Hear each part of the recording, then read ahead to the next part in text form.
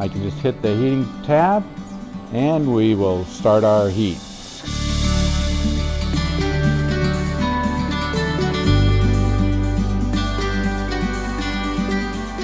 Hey everybody, it's Ken Donor, your P Series guy this week. My partner in crime, Charlie, is out traveling, so I'm flying solo.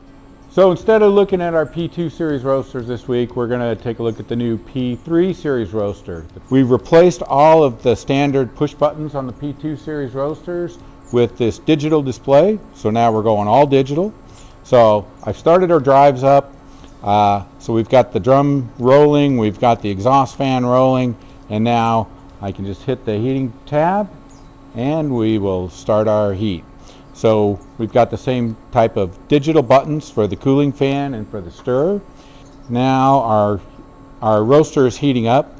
Some of the other things that we're displaying on the screen for you, product temperature, you were able to see that before, but we've also got the rate of rise, we've got the vacuum, we've got the exhaust air rate of rise, the roasting time, again that's another value that was displayed before, and development time.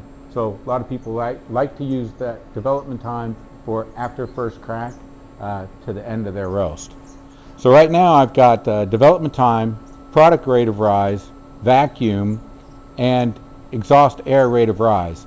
But let's say I want to see what the exhaust air temperature is instead of what the rate of rise is. I can turn off my exhaust air temperature rate of rise, and then I can add display exhaust air temperature. So just a touch of the button, we're changing what parameters we're going to show on the screen when we do our roast.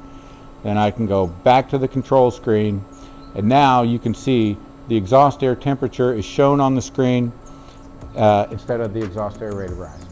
Hope you enjoyed a sneak peek at our new software. Remember, we're going to do a video with full roast coming up, so stay tuned for that one. If you like this video, please hit subscribe, or on Instagram, hit follow, and we'll see you next time.